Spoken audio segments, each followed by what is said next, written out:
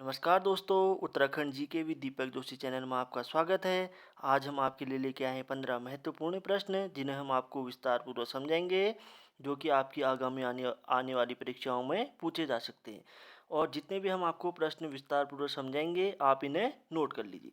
तो अब हम बढ़ते हैं अपने पहले प्रश्न की ओर। कोट उत्तराखंड के कोटद्वार का नाम बदलकर क्या रखा जाएगा? उत्तराखंड के कोटद्वार का नाम बदलकर क्या रखा जाएगा? तो क्या रखा जाएगा? कर्णो नगरी। तो अब हम इसको समझाते हैं विस्तार पूर्वक। उत्तराखंड के पौड़ी जिले के कोटद्वार का नाम बदलकर महर्षि कर्णव के नाम पर कर्णो नगरी कर दिया जाएगा। कोटद्वार महर्षि कर्णव की तप स्थली है। ठीक है, जो कोटद्वार है महर्षि कर्णव की तप स्थली है। ठीक है, एक प्रश्न आपके लिए बन सकता है, महर्षि कर्ण की तप स्थली क्या है? क्या मतलब क्या है? तो क्या है? कोटद्वार। ठीक है, कोटद्वार से 14 किलोमीटर की दूरी पर हेमकूट और मणिकूट पर्वतों की गोद में स्थित कर्णवाश्रम ऐतिहासिक तथा पुरातात्विक दृष्टि से अत्यंत महत्वपूर्ण पर्यटन स्थल है। ठीक है, ये क्या है? एक पर्यटन स्थल भी है। कर्णव आश्रम मालिनी नदी के तट पर स्थित है। ठीक है, मालिनी। एक प्रश्न आपके लिए भी बन सकता है, जो कर्णव आश्रम है किस नदी के तट पर स्थित है? किस नदी के तट पर स्थित है? मालिनी नदी के तट पर स्थित है। इसी कर्णवाश्रम में कालिदास ने अभिज्ञान शकुंतलम की रचना की। अभिज्ञान शकुंतलम की रचना कालिदास ने कहाँ की? तो कहाँ की? कर्ण आश्रम में की। ये प्रश्न भी आपके लिए बन सकता है। ठीक है, अब बढ़ते हैं अपने अगले प्रश्न की ओर। गृह मंत्रालय की सर्वे के आधार पर उत्तराखंड का बेस्ट थाना किसे चुना गया? तो ये चुना गया था हल्द्वानी। अब आपको हम इसके बारे विस्तार पूर्वक थोड़ा इसके बारे में समझाते हैं। हाल ही में गृह मंत्रालय के विभिन्न मापदंडों के आधार पर देश में थानों की रैंकिंग जारी की। ठीक है, क्या हुआ? हाल ही में गृह मंत्रालय के विभिन्न मानदंडों के आधार पर देश के थानों की रैंकिंग जारी की। उत्तराखंड राज्य में नैनीताल जिले के हल्द्वानी थाने उत्तराखंड का बेस्ट थाना चुना गया। क्या? उत्तराखंड राज्य में नैनीताल जिले के हल्द्वानी थाने उत्तराखंड का बेस्ट थाना चुना गया। यह पुरस्कार गृह मंत्रालय की ओर से वर्ष 2020 के लिए दिया गया था। ठीक है, 2020 के लिए दिया गया था। अब बढ़ते हैं अपने अगले प्रश्न की ओर। Body building association of Uttarakhand की ओर से आयोजित प्रतियोगिता में मिस्टर उत्तराखंड कौन बना? तो कौन बना था? इंदर कुमार। तो अब हम आपको थोड़ा इसके बारे में विस्तारपूर्वक समझाते हैं। Body building association of Uttarakhand की ओर से हाल ही में बॉडी बिल्डिंग प्रतियोगिता का आयोजन किया गया। इस प्रतियोगिता का उद्घाटन शिक्षा मंत्री अरविंद पांडे ने किया। एक प्रश्न ये बन सकता है, body building association of Uttarakhand का उद्घाटन किस मंत्री के द्वारा किया गया? तो किस मंत्री के द्वारा किया गया? शिक्षा मंत्री अरविंद पांडे के द्वारा किया गया। ठीक है, इस बॉडी बिल्डिंग प्रतियोगिता में इंदर कुमार को मिस्टर उत्तराखंड, ठीक है, इंदर कुमार को क्या करा गया था? इस बॉडी प्रतियोगिता में इंदर कुमार को मिस्टर उत्तराखंड व फैजान खान को मिस्टर मसल्स मैन चुना गया। मिस्टर मसल्स मैन किसे चुना गया? तो किसे चुना गया था? ये फैजान खान को चुना गया। अब बढ़ते हैं हम अपने अगले प्रश्न की ओर।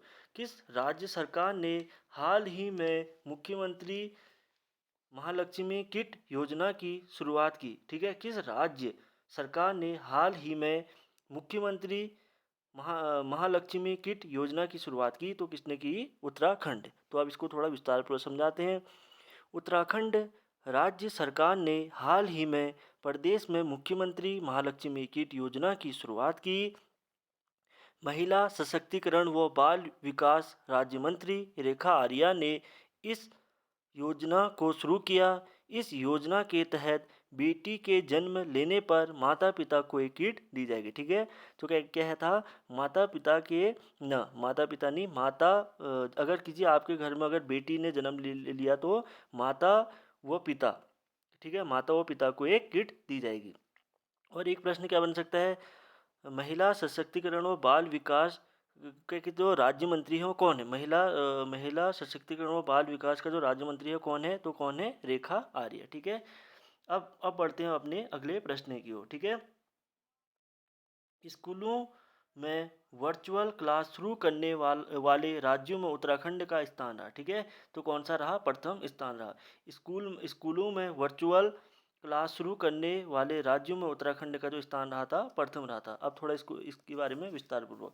स्कूली शिक्षा में वर्चुअल क्लासरूम प्रोजेक्ट शुरू करने वाला उत्तराखंड पहला राज्य बन गया।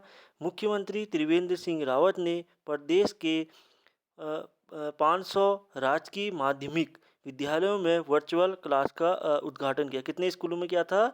500 राजकीय महाविद्या क्या है, माध्यमिक विद्यालयों में वर्चुअल क्लास का उद्घाटन किया।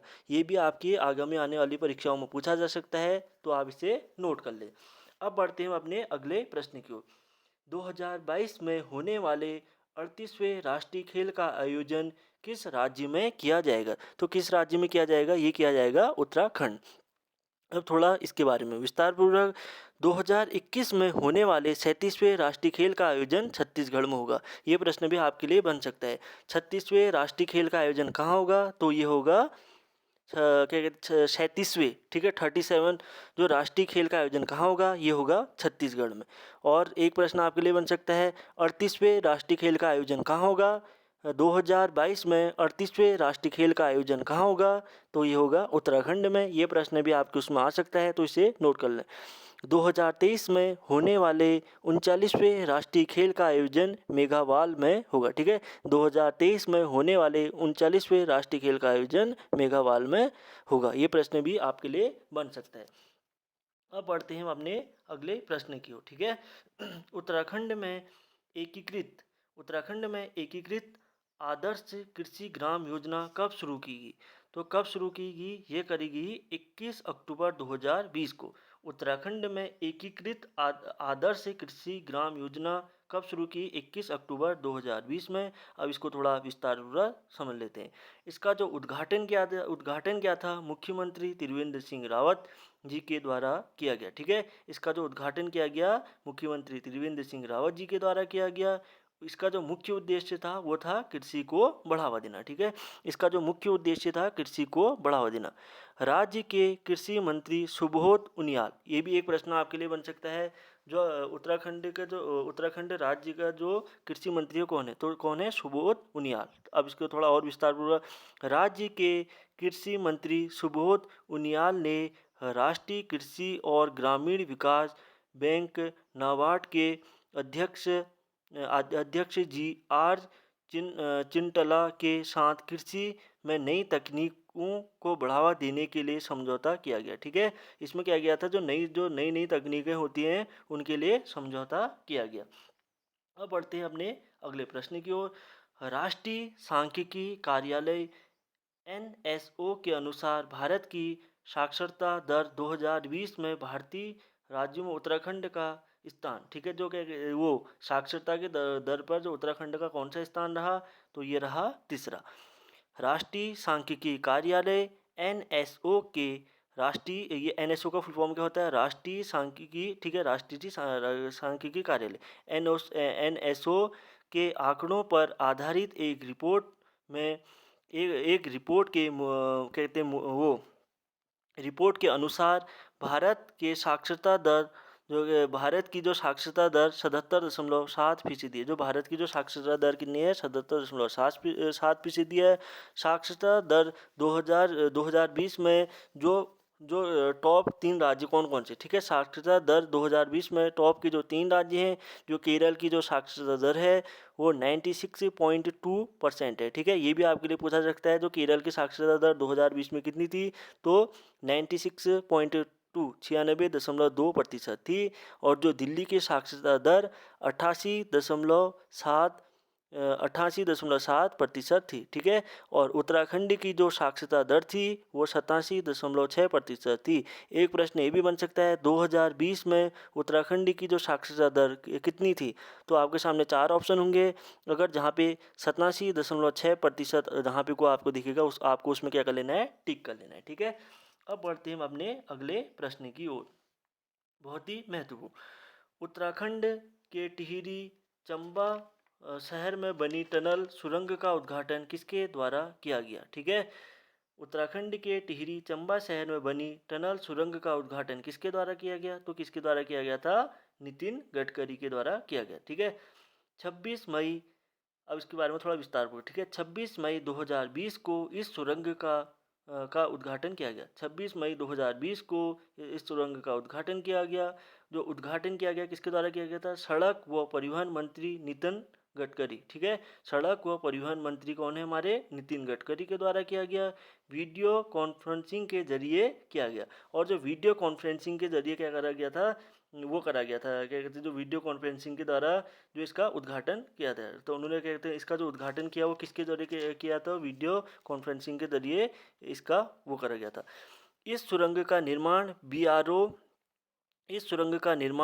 BRO, ठीक है, बॉर्डर रोड ऑर्गेनाइजेशन द्वारा ऋषिकेश धरासू हाईवे पर किया गया। ठीक है। इसका निर्माण कहाँ किया गया? ऋषिकेश धरासू हाईवे पर किया गया। ठीक है। किसके द्वारा? BRO, बॉर्डर रोड ऑर्गेनाइजेशन के द्वारा किया गया। यह सुरंग राष्ट्रीय राजमार्ग नेशनल हाईवे NH 94 पर निर्मित है। तो ये भी एक प्रश्न बन सकता है, यह सुरंग किस राष्ट्रीय राजमार्ग पर स्थित है? तो राष्ट्रीय राजमार्ग NH 94 पर निर्मित है। इस सड़क की जो लंबाई है 440 मीटर है। ठीक है। 440 मीटर है। अब बढ़ते हैं अपने अगले प्रश्न की ओर, जो कि बहुत ही महत्वपूर्ण है। जानवरों के लिए देश का पहला सेंटर कहाँ बनाया गया? तो कहाँ बनाया गया? Jim Corbett national park. ये प्रश्न बहुत ही महत्वपूर्ण है। जानवरों के लिए देश का पहला सेंटर कहाँ बनाया गया? तो जिम कॉर्बेट नेशनल पार्क।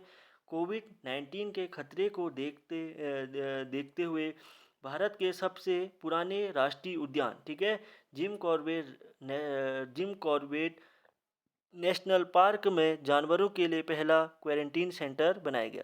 आपके लिए एक प्रश्न ये भी बन सकता है, जिम कॉर्बेट जो राष्ट्रीय उद्यान की जो स्थापना हुई कब हुई थी? वो हुई थी 1936 में। ठीक है।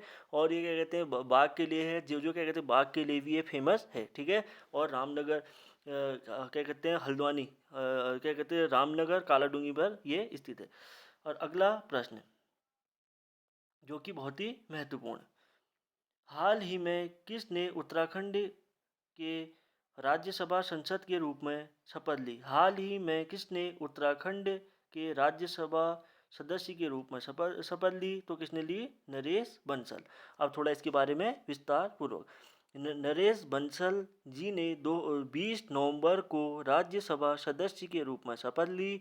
उन्होंने पूर्व राज्यसभा सदस्य राज बब्बर के स्थान पर यह वो ली। ठीक है।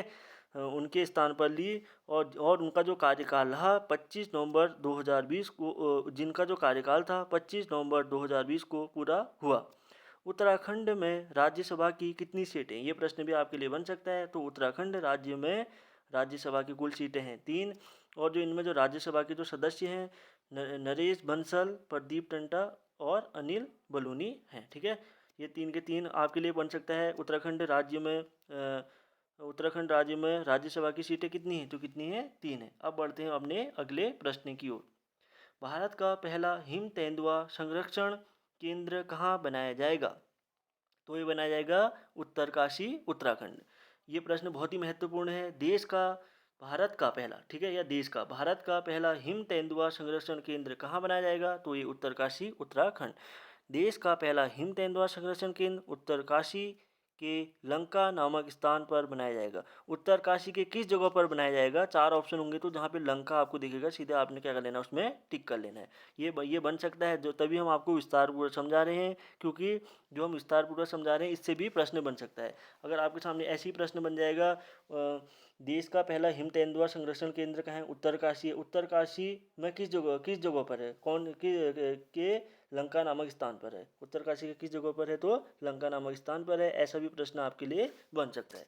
अब बढ़ते हैं अपने अगले प्रश्न की ओर। देश का पहला कवक लाइकेन पार्क किस राज्य में विकसित किया गया?